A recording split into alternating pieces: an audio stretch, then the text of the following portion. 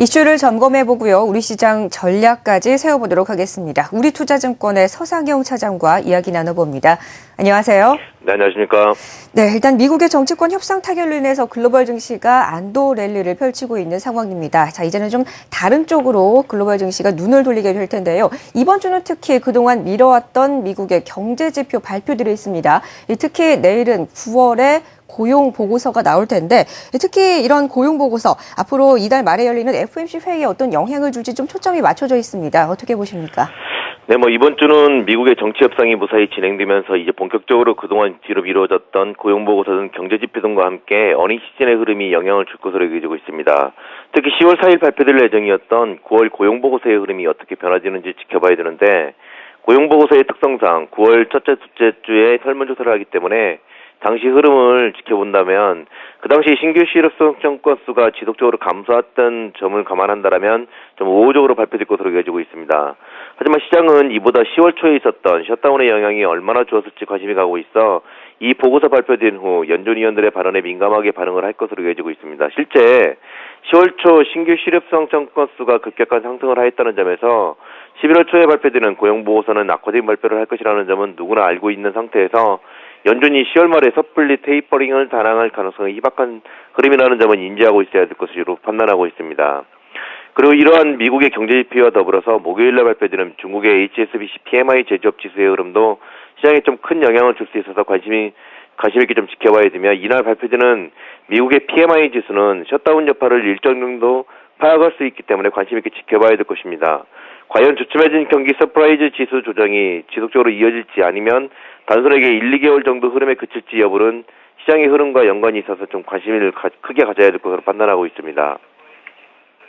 네, 일단 9월에 고용보고서 우호적인 결과가 전망된다라고 말씀을 해주셨고요. 앞서 뉴스에서도 살펴봤다시피 양적 완화 축소에 따른 여부 내년에 1분기 정도의 예상을 한다고 말씀을 해주셨습니다.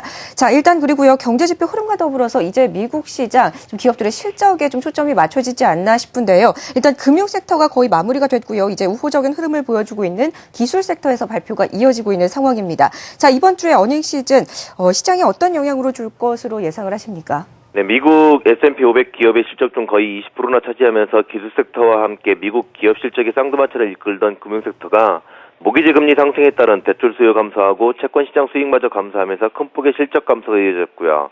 특히 상업은행의 실적이 악화되었으며 내년에도 나아질 기미가 안 보인다는 분석이 어닝 시즌 초반을 장식했다면 구글 등의 실적 등과 함께 우호적인 실적 전망치가 나오고 있는 기술 섹터들의 실적이 발표되는 이번 주는 좀 우호적인 모습을 보일 것으로 여겨지고 있습니다.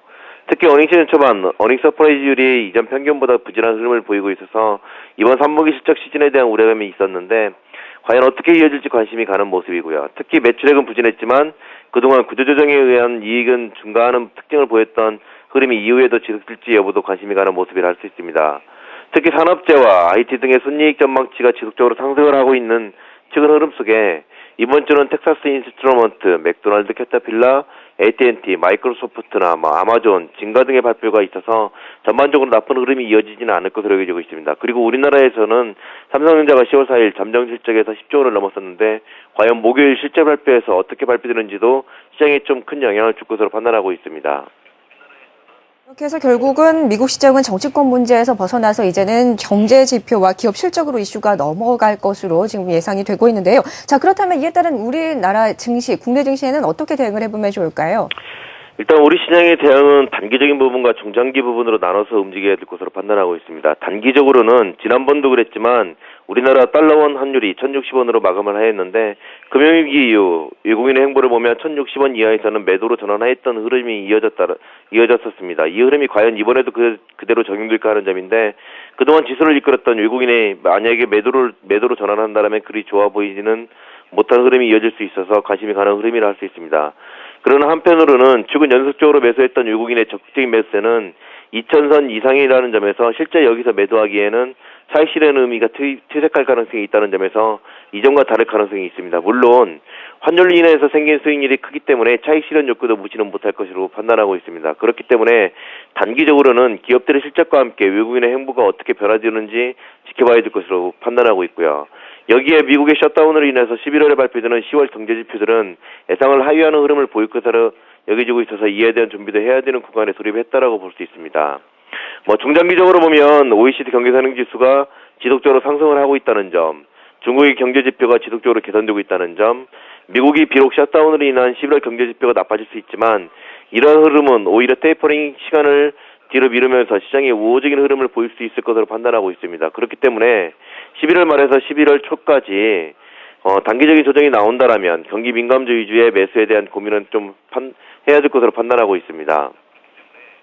네, 일단은 외국인에 대해서 차익 실현에 대한 요구가 좀 있을 것으로 여겨지는 만큼 이 부분에 대한 부분 체크도 필요하겠고요. 또 단기 조정이 나온다면 경기 민감주 위주의 매매 전략까지 말씀을 해주셨습니다.